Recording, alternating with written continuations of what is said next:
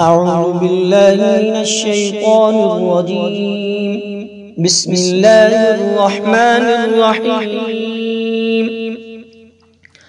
الحمد لله الذي أنزل على عبده الكتاب ولم يجعل له عوجا قيما لينذر بأسا شديدا من لدنه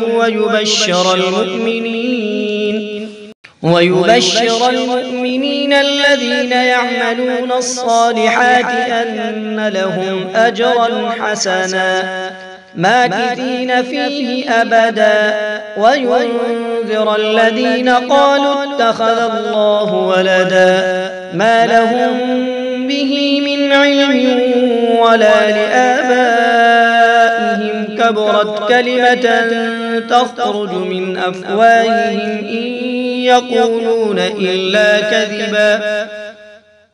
فلعلك باخع نفسك على آثارهم إن لم يؤمنوا بهذا الحديث أسفا إنا جعلنا ما على الأرض زينة لها لنبلوهم أيهم أحسن عملا وإنا لجاعلون ما عليها صعيدا جرزا أم حسبت أن أصحاب الكهف والرقيم كانوا من آياتنا عجبا إذ أوى الفتية إلى الكهف فقالوا ربنا آتنا من لدنك رحمة وهيئ لنا من أمرنا رشدا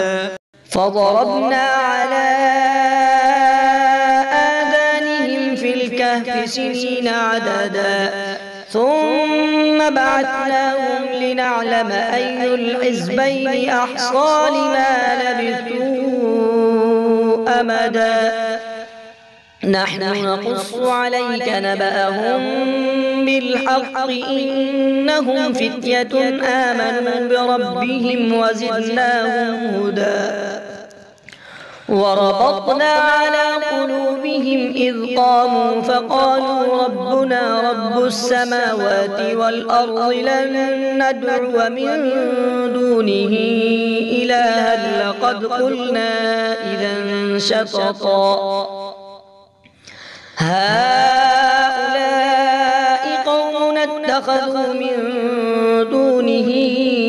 آلهة لولا يأتون عليهم بسلطان بين فمن أظلم ممن افترى على الله كذبا وإذ اعتزلتموهم وما يعبدون إلا الله فأووا إلى الكهف ينشر لكم ربكم من رحمته ويهيئ لكم من أمركم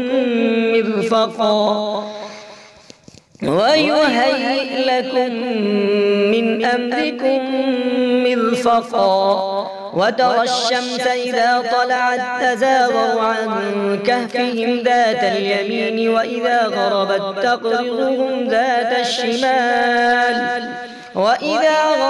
تقرضهم ذات الشمال وهم في فجوة منه ذلك من آيات الله من يهد الله فهو المهتد ومن يضلل فلن تجد له وليا مرشدا يحسبهم أيقاظا وهم رقود ونقلبهم ذات اليمين وذات الشمال وكلبهم باسط ذراعيه بالوصيد لو اطلعت عليهم لوليت منهم فرارا ولملئت منهم رعبا وكذلك بعثناهم ليتساءلوا بينهم قال قائل منهم كم لبثتم قالوا لبثنا يوما أو بعض يوم قالوا ربكم أعلم بما لبثتم فابعثوا أحدكم بورقكم هذه إلى المدينة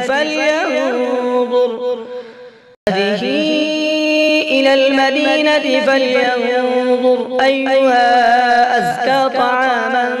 فليأتكم برزق منه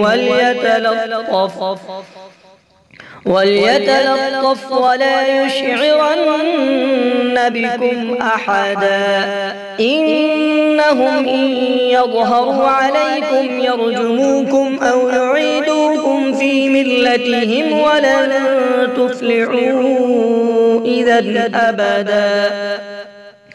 وكذلك أعثرنا عليهم ليعلموا أن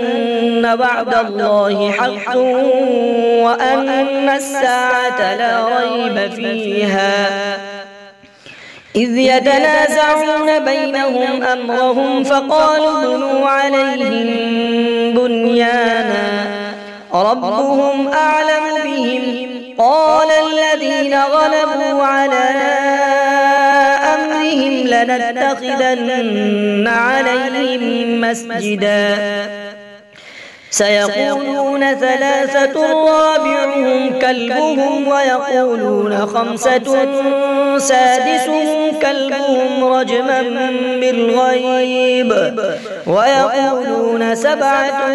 وثامنهم كلبهم قل ربي أعلم بعدتهم ما يعلمهم إلا قليل فلا تمار فيهم إلا مراء ظاهرا ولا تستفت فيهم منهم أحدا ولا تقولن لشيء إني فاعل ذلك غدا إلا أن يشاء الله واذكر ربك إذا نسيت وقل عسى أن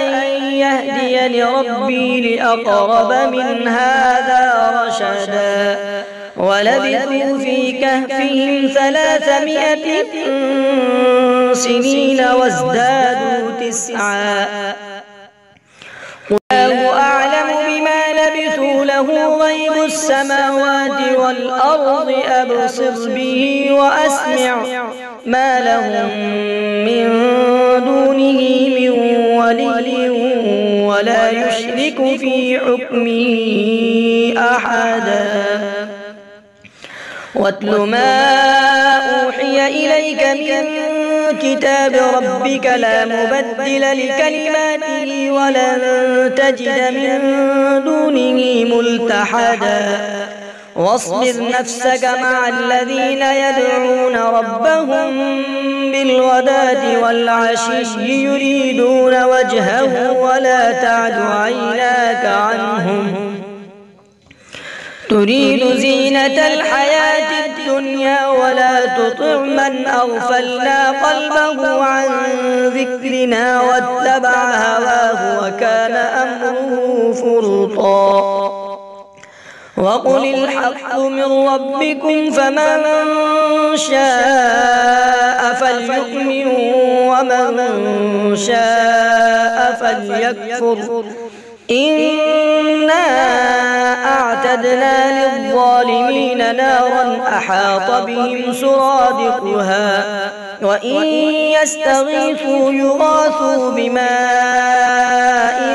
كالمهل يشوي الوجوه بئس الشراب وساءت مرتفقا إن الذين آمنوا وعملوا الصالحات إنا لا نضيع أجر من أحسن عملا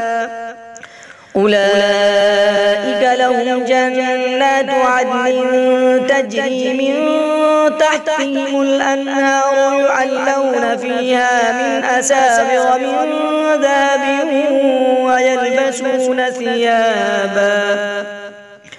ويلبسون ثيابا خضرا من سندس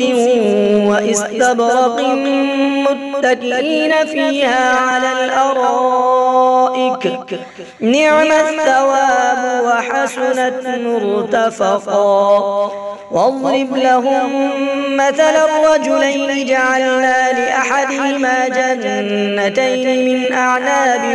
وحففناهما بنخل وجعلنا بينهما زرعا كلتا الجنتين آتت أكلها ولم تظلم منه شيئا وفجرنا خلالهما نهرا وكان له ثمر فقال لصاحبه وهو يحاوره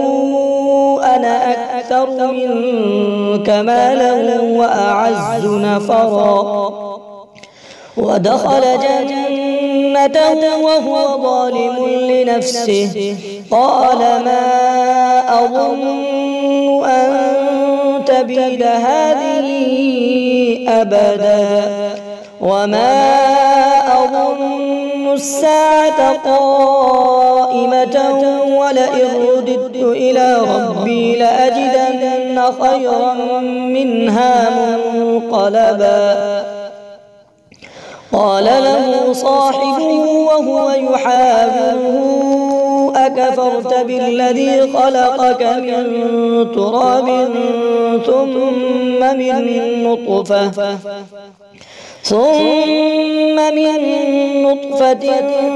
ثم سواك رجلا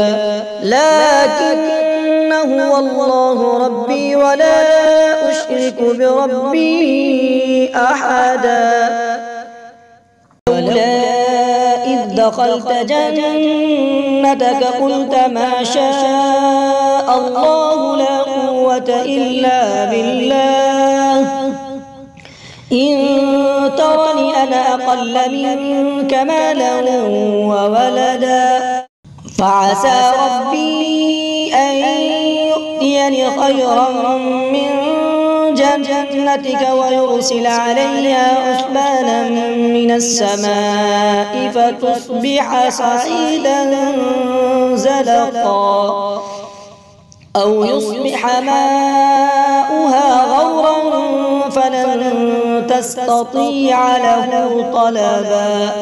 وأحيط بثمره فأصبح يقلب كفيه على ما أنفق فيها وهي خاوية على عروشها ويقول يا ليتني لم أشرك بربي أحدا. ولم تكن له فئة ينصرونه من دون الله وما كان منتصرا. هنالك الولاية لله الحق هو خير ثوابا وخير عقبا. واضرب لهم مثل الحياة الدنيا كماء أنزلناه من السماء فاختلط به نبات الأرض فأصبح هشيما تذروه الرياح وكان الله على كل شيء مقتدرا. المال والبنون زينة الحياة الدنيا والباقيات الصالحات خير عند ربك ثوابا وخير أملا. ويوم نسير الجبال وترى الأرض بارزة وحشرناهم فلم نغادر منهم أحدا. وعرضوا على ربك صفا لقد جئتمونا كما خلقناكم أول مرة بل زعمتم أن لن نجعل لكم موعدا. ووضع الكتاب فترى المجرمين مشفقين مما فيه ويقولون يا ويلتنا ما لهذا الكتاب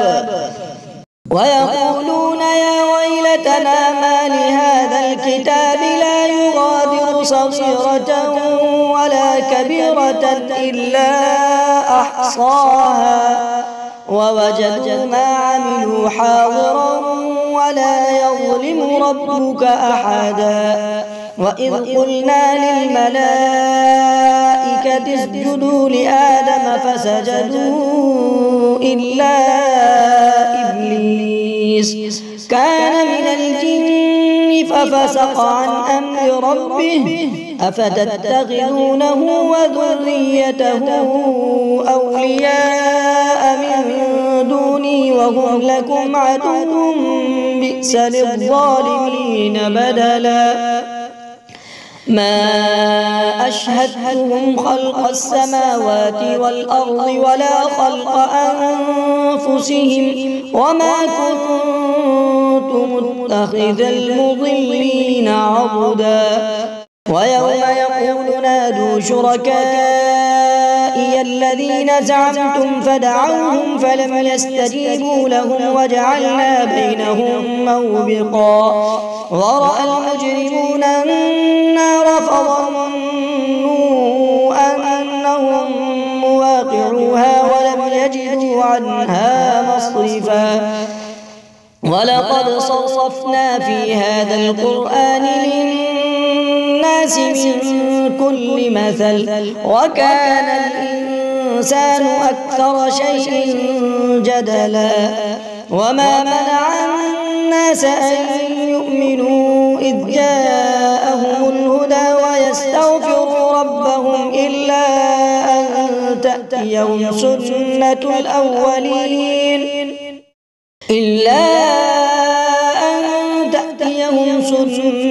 الأولين أو يأتيهم العذاب قبلا وما نرسل المرسلين إلا مبشرين ومنذرين ويجادل الذين كفروا بالباطل ليدحضوا به الحق واتخذوا آياتي وما أنذروا هزوا ومن أظلم ممن ذكر بآيات ربه فأعرض عنها ونسي ما قدمت يداه إنا جعلنا على قلوبهم أكنة أن يفقهوه وفي آذانهم وقرا وإن تدعوهم إلى الهدى فلن يهتدوا إذا أبدا وربك الغفور ذو الرحمة لو يؤاخذهم بما كسبوا لعجل لهم العذاب بل لهم موعد لن يجدوا من دونه موئلا وتلك القرى أهلكناهم لما ظلموا وجعلنا لمهلكهم موعدا وإذ قال موسى لفتاه لا أبرح حتى أبلغ مجمع البحرين أو أمضي حقبا فلما بلغا مجمع بينهما نسيا حوتهما فاتخذ سبيله في البحر سربا فلما جاوزا قال لفتاه آتنا غداءنا لقد لقينا من سفرنا هذا نصبا قال أرأيت إذ أوينا إلى الصخرة فإني نسيت الحوت وما أنسانيه إلا الشيطان أن أذكره واتخذ سبيله في البحر عجبا قال ذلك ما كنا نبغي فارتدا على آثارهما قصصا فوجدا عبدا من عبادنا آتيناه رحمة من عندنا وعلمناه من لدنا علما قال له موسى هل أتبعك على أن تعلمني مما علمت رشدا قال إنك لن تستطيع معي صبرا وكيف تصبر على ما لم تحط به خبرا قال ستجدني إن شاء الله صابرا ولا أعصي لك أمرا. قال فإن اتبعتني فلا تسألني عن شيء حتى أحدث لك منه ذكرا. فانطلقا حتى إذا ركبا في السفينة خرقها. قال أخرقتها لتغرق أهلها لقد جئت شيئا إمرا. قال ألم أقل إنك لن تستطيع معي صبرا. قال لا تؤاخذني بما نسيت ولا ترهقني من أمري يسرا. فانطلقا حتى إذا لقيا غلاما فقتله. قال أقتلت نفسا زكية بغير نفس لقد جئت شيئا نكرا. قال ألم أقل لك إنك لن تستطيع معي صبرا. قال إن سألتك عن شيء بعدها فلا تصاحبني قد بلغت من لدني عذرا. فانطلقا حتى إذا أتيا أهل قرية استطعما أهلها فأبوا أن يضيفوهما فوجدا فيها جدارا يريد أن ينقض فأقامه. قال لو شئت لاتخذت عليه أجرا. قال هذا فراق بيني وبينك سأنبئك بتأويل ما لم تستطع عليه صبرا. قال هذا فراق بيني وبينك سأنبئك بتأويل ما لم تستطع عليه صبرا. أما السفينة فكانت لمساكين يعملون في البحر فأردت أن أعيبها وكان وراءهم ملك يأخذ كل سفينة غصبا. وأما الغلام فكان أبواه مؤمنين فخشينا أن يرهقهما طغيانا وكفرا فأردنا أن يبدلهما ربهما خيرا منه زكاة وأقرب رحما. وأما الجدار فكان لغلامين يتيمين في المدينة وكان تحته كنز لهما وكان أبوهما صالحا. فأراد ربك أن يبلغا أشدهما ويستخرجا كنزهما رحمة من ربك وما فعلته عن أمري ذلك تأويل ما لم تسطع عليه صبرا. ويسألونك عن ذي القرنين قل سأتلو عليكم منه ذكرا. إنا مكنا له في الأرض وآتيناه من كل شيء سببا فأتبع سببا حتى إذا بلغ مغرب الشمس وجدها تغرب في عين حمئة ووجد عندها قوما. قلنا يا ذا القرنين إما أن تعذب وإما أن تتخذ فيهم حسنا. قال أما من ظلم فسوف نعذبه ثم يرد إلى ربه فيعذبه عذابا نكرا. وأما من آمن وعمل صالحا فله جزاء الحسنى وسنقول له من أمرنا يسرا. ثم أتبع سببا حتى إذا بلغ مطلع الشمس وجدها تطلع على قوم لم نجعل لهم من دونها سترا كذلك وقد أحطنا بما لديه خبرا ثم أتبع سببا حتى إذا بلغ بين السدين وجد من دونهما قوما لا يكادون يفقهون قولا قالوا يا ذا القرنين إن يأجوج ومأجوج مفسدون في الأرض فهل نجعل لك خرجا على أن تجعل بيننا وبينهم سدا قال ما مكنني فيه ربي خير فأعينوني بقوة أجعل بينكم وبينهم ردما آتوني زبر الحديد حتى إذا ساوى بين الصدفين قال انفخوا حتى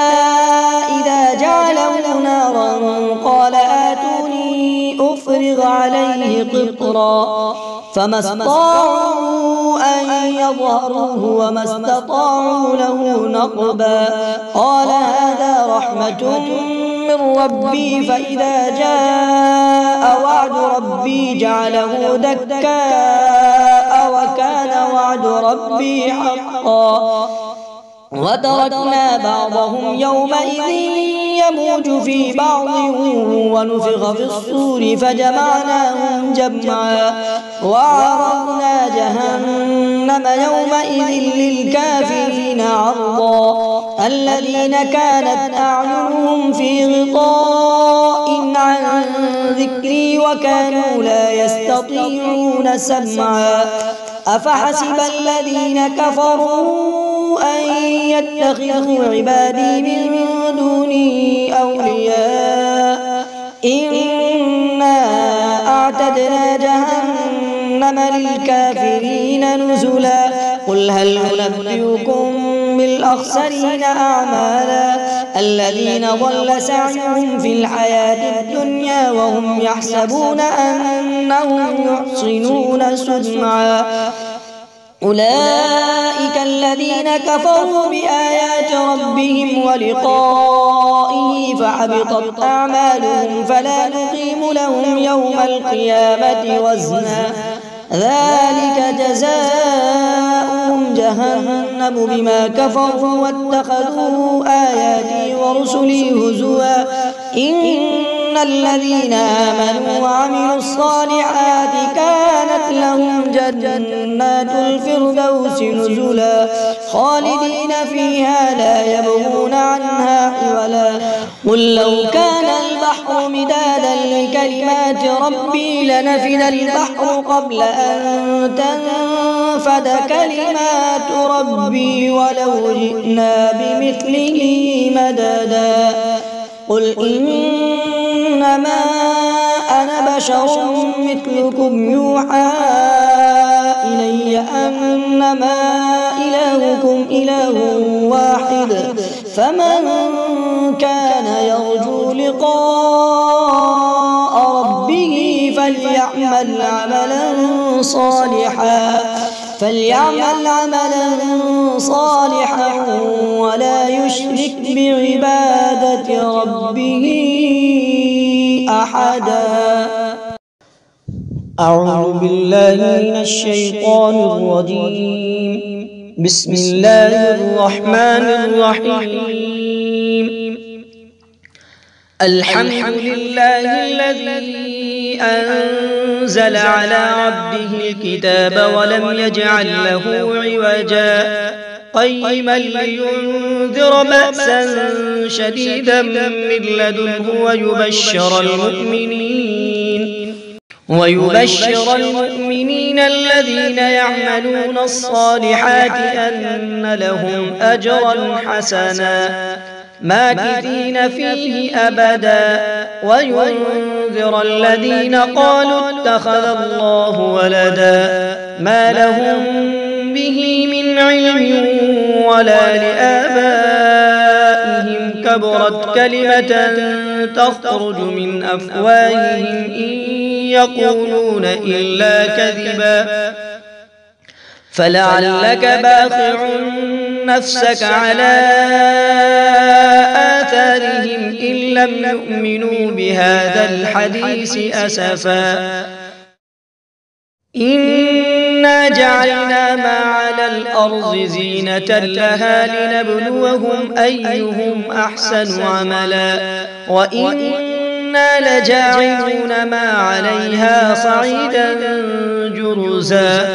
أم حسبت أن أصحاب الكهف والرقيم كانوا من آياتنا عجبا إذ أوى الفتية إلى الكهف فقالوا ربنا آتنا من لدنك رحمة وهيئ لنا من أمرنا رشدا فضربنا على آذانهم في الكهف سنين عددا ثم بعثناهم لنعلم أي الحزبين أحصى لما لبثوا أمدا نحن نقص عليك نبأهم بالحق إنهم فتية آمنوا بربهم وزدناهم هدى وربطنا على قلوبهم إذ قاموا فقالوا ربنا رب السماوات والأرض لن ندعو من دونه إلها لقد قلنا إذا شططا هؤلاء قوم اتخذوا من دونه آلهة لولا يأتون عليهم بسلطان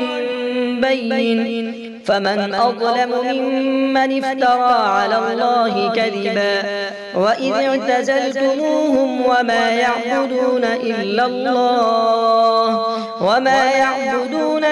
الله فأووا إلى الكهف ينشر لكم ربكم من رحمته ويهيئ لكم من أمركم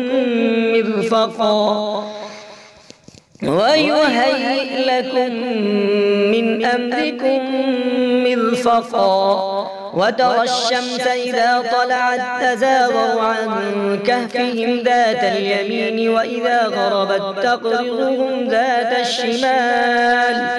وإذا غربت تقرضهم ذات الشمال وهم في فجوة منه ذلك من آيات الله من يهد الله فهو المهتدي ومن يضلل فلن تجد له وليا مرشدا يحسبهم أيقاظا وهم رقود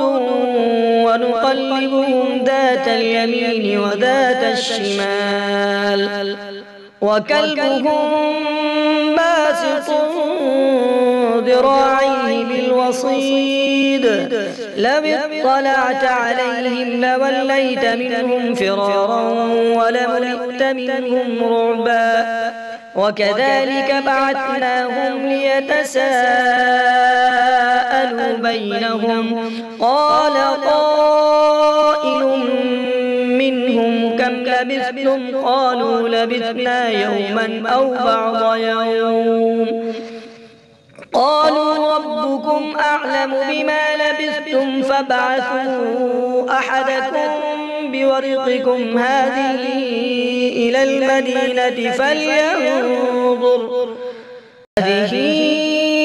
المدينة فلينظر أيها أزكى طعاما فليأتكم برزق منه وليتلطف ولا يشعرن بكم أحدا إنهم إن يظهروا عليكم يرجموكم أو يعيدوكم في ملتهم ولن تفلحوا إذا أبدا وكذلك أعثرنا عليهم ليعلموا أن وعد الله حق وأن الساعة لا ريب فيها إذ يتنازعون بينهم أمرهم فقالوا ابنوا عليهم بنيانا ربهم أعلم بهم قال الذين غلبوا على أمرهم لنتخذن عليهم مسجدا سيقولون ثلاثة رابعهم كلبهم ويقولون خمسة سادسهم كلبهم رجما بالغيب ويقولون سبعة وثامنهم كلبهم قل ربي أعلم بعدتهم ما يعلمهم إلا قليل فلا تمار فيهم إلا مراء ظاهرا ولا تستفت فيهم منهم أحدا ولا تقولن لشيء إني فاعل ذلك غدا إلا أن يشاء الله واذكر ربك إذا نسيت وقل عسى أن يهديني ربي لأقرب من هذا رشدا ولبثوا في كهفهم 300 سنين وازدادوا 9 الله أعلم بما لبثوا له غيب السماوات والأرض أبصر به وأسمع ما لهم من دونه من ولي ولا يشرك في حكمه أحدا واتل ما أوحي إليك من كتاب ربك لا مبدل لكلماته ولن تجد من دونه ملتحدا واصبر نفسك مع الذين يدعون ربهم بالغداة والعشي يريدون وجهه ولا تعد عيناك عنهم تريد زينة الحياة الدنيا ولا تطع من أغفلنا قلبه عن ذكرنا واتبع هواه وكان أمره فرطا وقل الحق من ربكم فمن شاء فليؤمن ومن شاء فليكفر إنا أعتدنا للظالمين نارا أحاط بهم سرادقها وإن يستغيثوا يغاثوا بماء كالمهل يشوي الوجوه بئس الشراب وساءت مرتفقا إن الذين آمنوا وعملوا الصالحات إنا لا نضيع أجر من أحسن عملا أولئك لهم جنات عدن تجري من تحتهم الأنهار يحلون فيها من أساور من ذهب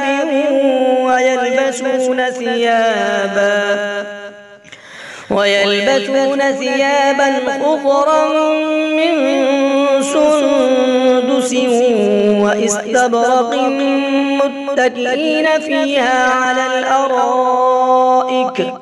نعم الثواب وحسنت مرتفقا واضرب لهم مثل الرجلين جعلنا لأحدهما جنتين من أعناب وحففناهما بنخل وجعلنا بينهما زرعا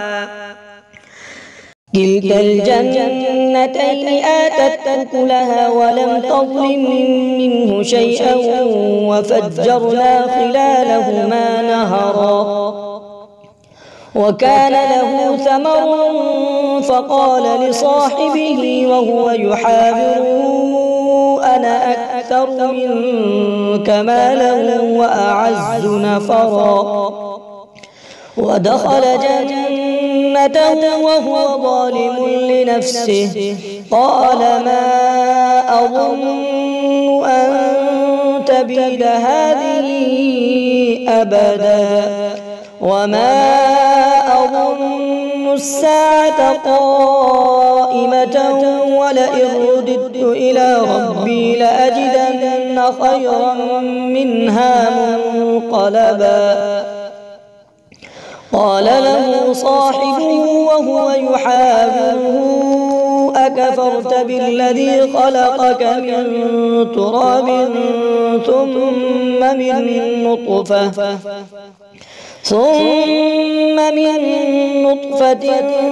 ثم سواك رجلا لكن هو الله ربي ولا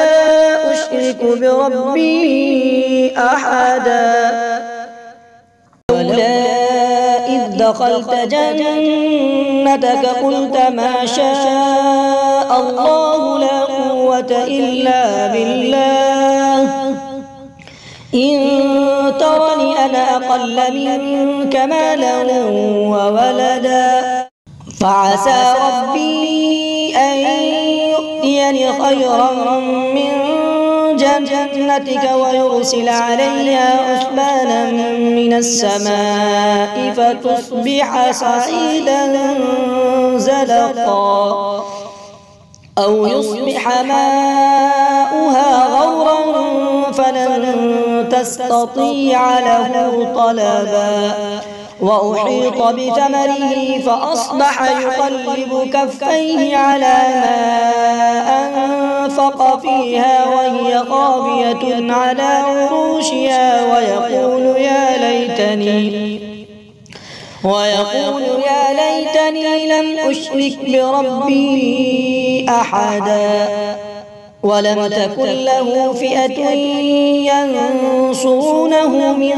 دون الله وما كان منتصرا. هنالك الولاية لله الحق هو خير ثوابا وخير عقبا.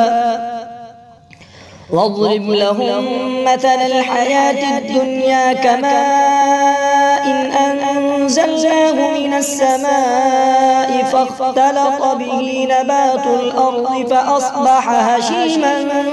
تذروه الرياح وكان الله على كل شيء مقتدرا. المال والبنون زينة الحياة الدنيا والباقيات الصالحات خير عند ربك ثوابا وخير أملا. ويوم نسير الجبال وترى الأرض بارزة وحشرناهم فلم نغادر منهم أحدا. وعرضوا على ربك صفا لقد جئتمونا كما خلقناكم أول مرة بل زعمتم أن لن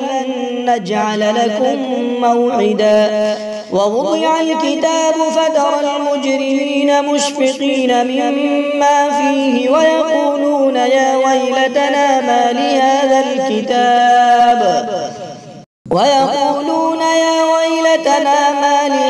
الكتاب لا يغادر صغيرة ولا كبيرة إلا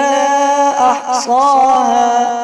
ووجدوا ما عملوا حاضرا ولا يظلم ربك أحدا. وإذ قلنا للملائكة اسجدوا لآدم فسجدوا إلا إبليس كان من الجن ففسق عن أمر ربه أفتتخذونه وذريته أولياء من دوني وهم لكم عدو بئس للظالمين بدلا. ما أشهدتهم خلق السماوات والأرض ولا خلق أنفسهم وما كنت متخذ المضلين عضدا. ويوم يقول نادوا شركائي شركائي الذين زعمتم فدعوهم فلم يستجيبوا لهم وجعلنا بينهم موبقا ورأى المجرمون النار فظنوا أنهم مواقعوها ولم يجدوا عنها مصرفا ولقد صرفنا في هذا القرآن للناس من كل مثل وكان الإنسان أكثر شيء جدلا وما منع الناس أن يؤمنوا إذ جاءهم الهدى ويستغفروا ربهم إلا أن تأتيهم سنة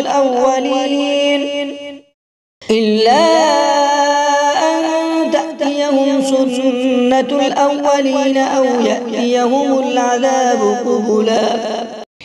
وما نرسل المرسلين إلا مبشرين ومنذرين ويجادل الذين كفروا بالباطل ليدحضوا به الحق واتخذوا آياتي وما أنذروا هزوا ومن أظلم ممن ذكر بآيات ربه فأعرض عنها ونسي ما قدمت يداه إنا جعلنا على قلوبهم أكنة أن يفقهوه وفي آذانهم وقرا وإن تدعهم إلى الهدى فلن يهتدوا إذا أبدا وربك الغفور ذو الرحمة لو يؤاخذهم بما كسبوا لعجل لهم العذاب بل لهم موعد لن يجدوا من دونه موئلا وتلك القرى أهلكناهم لما ظلموا وجعلنا لمهلكهم موعدا وإذ قال موسى لفتاه لا أبرح حتى أبلغ مجمع البحرين أو أمضي حقبا فلما بلغا مجمع بينهما نسيا حوتهما فاتخذ سبيله في البحر سربا فلما جاوزا قال لفتاه آتنا غداءنا لقد لقينا من سفرنا هذا نصبا قال أرأيت إذ أوينا إلى الصخرة فإني نسيت الحوت وما أنسانيه إلا الشيطان أن أذكره واتخذ سبيله في البحر عجبا قال ذلك ما كنا نبغي فارتدا على آثارهما قصصا فوجدا عبدا من عبادنا آتيناه رحمة من عندنا وعلمناه من لدنا علما قال له موسى هل أتبعك على أن تعلمني مما علمت رشدا قال إنك لن تستطيع معي صبرا وكيف تصبر على ما لم تحط به خبرا قال ستجدني إن شاء الله صابرا ولا أعصي لك أمرا قال فإن اتبعتني فلا تسألني عن شيء حتى أحدث لك منه ذكرا فانطلقا حتى إذا ركبا في السفينة خرقها قال أخرقتها لتغرق أهلها لقد جئت شيئا إمرا قال ألم أقل إنك لن تستطيع معي صبرا قال لا تؤاخذني بما نسيت ولا ترهقني من أمري يسرا فانطلقا حتى إذا لقيا غلاما فقتله قال أقتلت نفسا زكية بغير نفس لقد جئت شيئا نكرا قال ألم أقل لك إنك لن تستطيع معي صبرا قال إن سألتك عن شيء بعدها فلا تصاحبني قد بلغت من لدني عذرا فانطلقا حتى إذا أتيا أهل قرية استطعما أهلها فأبوا أن يضيفوهما فوجدا فيها جدارا يريد أن ينقض فأقامه قال لو شئت لاتخذت عليه أجرا قال هذا فراق بيني وبينك سأنبئك بتأويل ما لم تستطع عليه صبرا قال هذا فراق بيني وبينك سأنبئك بتأويل ما لم تستطع عليه صبرا أما السفينة فكانت لمساكين يعملون في البحر فأردت أن أعيبها وكان وراءهم ملك يأخذ كل سفينة غصبا وأما الغلام فكان أبواه مؤمنين فخشينا أن يرهقهما طغيانا وكفرا فأردنا أن يبدلهما ربهما خيرا منه زكاة وأقرب رحما وأما الجدار فكان لغلامين يتيمين في المدينة وكان تحته كنز لهما وكان أبوهما صالحا فأراد ربك أن يبلغا أشدهما ويستخرجا كنزهما رحمة من ربك وما فعلته عن أمري ذلك تأويل ما لم تسطع عليه صبرا ويسألونك عن ذي القرنين قل سأتلو عليكم منه ذكرا إنا مكنا له في الأرض وآتيناه من كل شيء سببا فأتبع سببا حتى إذا بلغ مغرب الشمس وجدها تغرب في عين حمئة ووجد عندها قوما قلنا يا ذا القرنين إما أن تعذب وإما أن تتخذ فيهم حسنا قال أما من ظلم فسوف نعذبه ثم يرد إلى ربه فيعذبه عذابا نكرا وأما من آمن وعمل صالحا فله جزاء الحسنى وسنقول له من أمرنا يسرا ثم أتبع سببا حتى إذا بلغ مطلع الشمس وجدها تطلع على قوم لم نجعل لهم من دونها سترا كذلك وقد أحطنا بما لديه خبرا ثم أتبع سببا حتى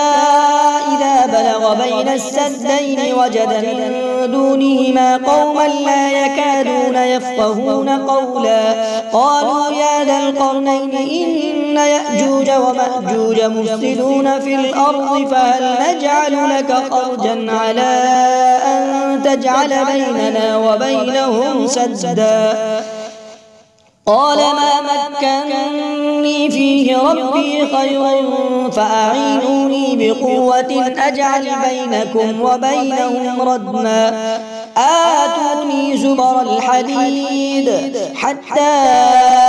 إذا إذا ساوى بين الصدفين قال انفخوا حتى إذا جعله نارا قال آتوني أفرغ عليه قطرا فما استطاعوا أن يظهروه وما استطاعوا له نقبا قال هذا رحمة من ربي فإذا جاء وعد ربي جعله دكاء وكان وعد ربي حقا وتركنا بعضهم يومئذ يموج في بعض ونفخ في الصور فجمعناهم جمعا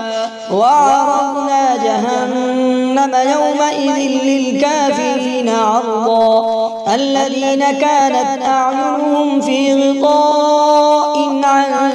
ذكري وكانوا لا يستطيعون سمعا أفحسب الذين كفروا أن يتخذوا عبادي من دوني أولياء إنا أعتدنا جهنم للكافرين نزلا قل هل أنبئكم بالأخسرين أعمالا الذين ضل سعيهم في الحياة الدنيا وهم يحسبون أنهم يحصنون صنعا أولئك الذين كفروا بآيات ربهم ولقائه فحبطت أعمالهم فلا نقيم لهم يوم القيامة وزنا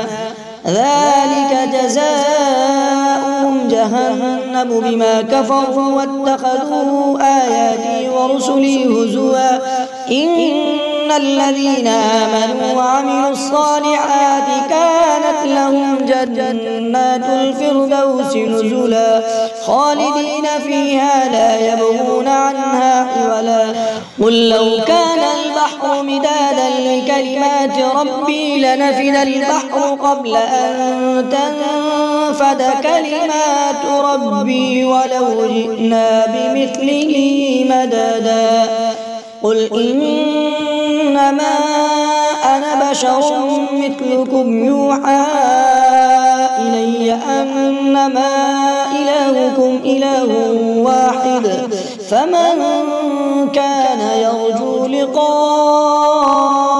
ربه فليعمل عملا صالحا ولا يشرك بعبادة ربه أحدا.